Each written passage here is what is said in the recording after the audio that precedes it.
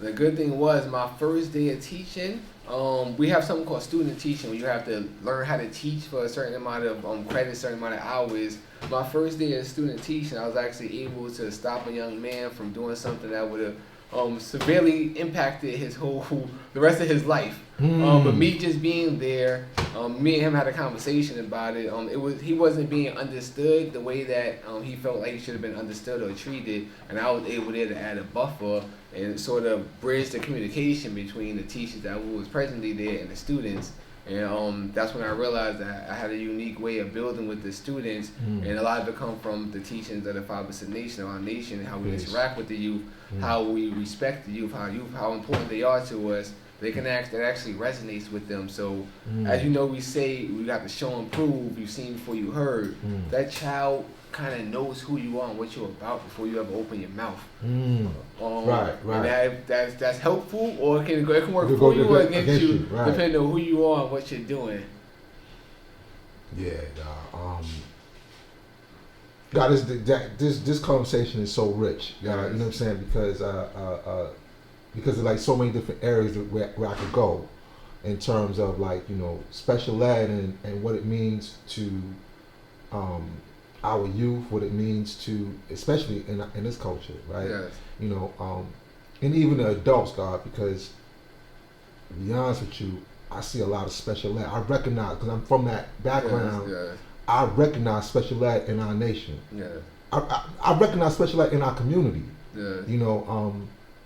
And not just the 5% community, the black community, right? Even those who were in general education, they needed special education and may not have gotten it. You know what I'm saying?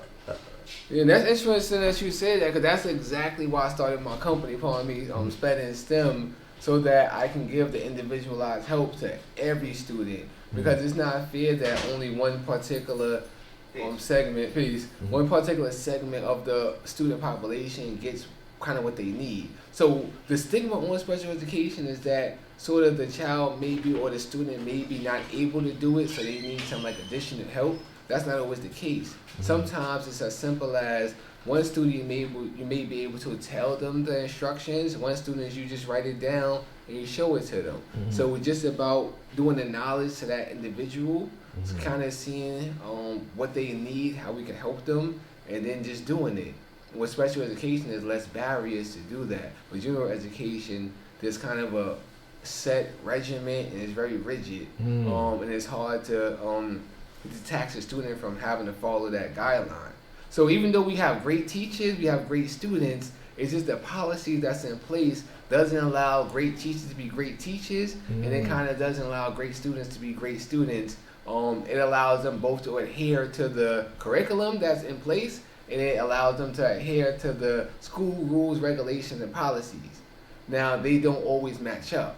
And I think that that's sort of why we see some of the issues that we see, is because when students aren't getting what they need in school, they kind of just go somewhere else, and they kind of don't get what they need. They may get what they want when they go somewhere else, but it's typically not what they need.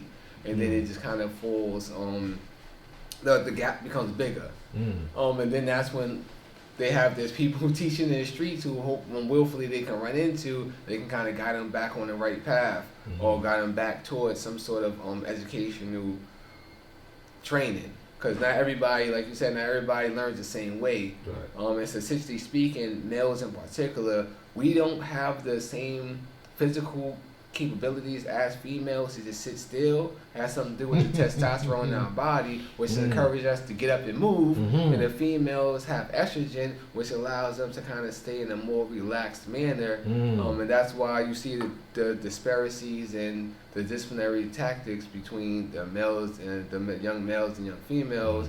And that goes into with the not to get too graphic, but if you look at statistically, it's about 90% of the school people who fire weapons in schools are males, and it's due to a lot of unmet needs. And if we're looking at statistics, there's too many statistics to show us that some needs are being unmet in certain populations. Although we have to cater to all human families on the planet Earth and get everybody what they need, we also have to still look at if there's a disproportionate way that things aren't being too equitable. There's a lack of equality in certain areas. Let me phrase that. It's the job of the person who sees it to do it. So, and it should be their pleasure to do it. But eventually, if we all work on things that we see, we're gonna keep improving. You must do your own research, as I did.